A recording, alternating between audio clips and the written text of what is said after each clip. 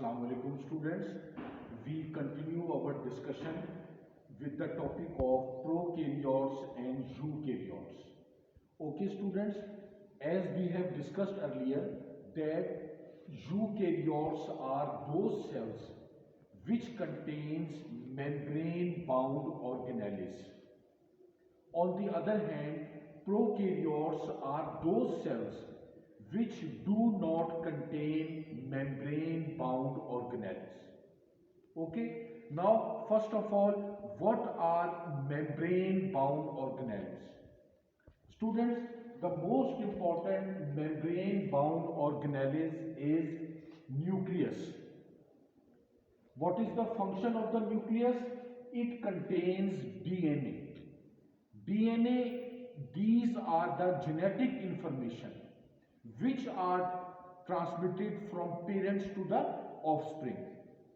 This DNA is converted into RNA, and this RNA then rules the formation and synthesis of cellular proteins as per instructions of the DNA. Now, second membrane bound organelles is endoplasmic reticulum. Students, endoplasmic reticulum, their main function is processing and transport of proteins. Processing and transport of proteins. Two types of endoplasmic reticulum are located inside the cell. Rough endoplasmic reticulum, they are called rough because they contain ribosomes on their surface, which makes their surface rough. The main function of rough endoplasmic reticulum is processing and transport of proteins. Now, smooth endoplasmic reticulum, they do not contain ribosomes on their surface. Their function is synthesis and transport of lipids. Students, these lipids are very important in cellular structure, in cell membrane structure, and these lipids, they contain cholesterols and phospholipids. Now, number third organelles is Golgi apparatus. Golgi apparatus is a structure composed of small tubules and vesicles.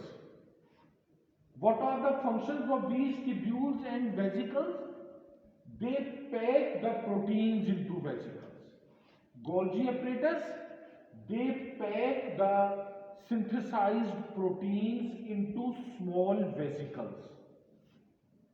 Now students, fourth one is mitochondria. Mitochondria, they are called powerhouse of the cells, generators of the cells. Why they are called powerhouse of the cells? This is because the process of respiration occurs in mitochondria. During the process of respiration, carbon dioxide and waters are produced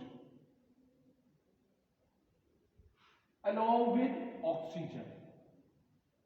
Oxygen is consumed and carbon dioxide and water are liberated along with ATP. Along with ATP. Students, this ATP is adenosine triphosphate, and these ATP molecules act as a source of energy for all the metabolism and other activities of the cells. Now, number fifth membrane bound organelles is lysosome. What are lysosomes? Actually, they contain digestive enzymes.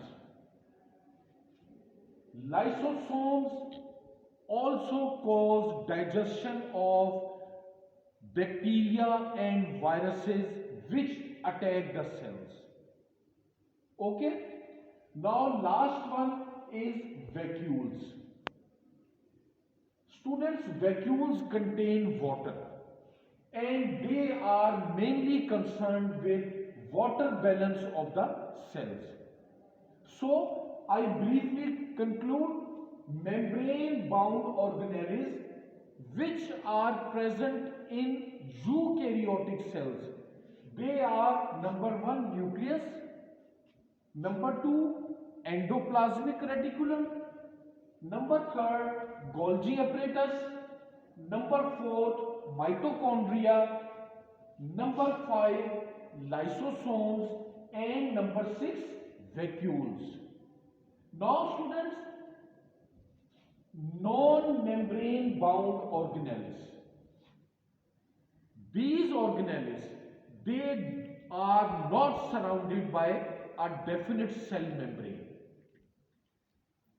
Non-membranous organelles, they are present in prokaryote cells like bacteria. What are non-membrane bound organelles? Number 1, cytoskeleton. The other structural elements of the cells. Ribosomes. They are mainly concerned with synthesis of proteins. Cilia, the locomotive organs of the cells. Flagella, microvilli, and centrioles. So these are the 6 non-membrane bound organelles. Students, there is another one membrane bound organelles which is called chloroplast.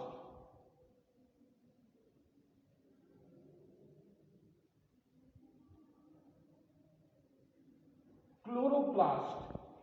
Students, chloroplast is only present inside the plant cells and it contains a pigment. Chloroplast is that organelle where the process of photosynthesis occurs in the plant cells. So this was a brief discussion on membrane bound organelles, the characteristic features of eukaryotes, and non-membrane bound organelles, the characteristic features of prokaryotic cells. Thank you students. Allah Hafiz.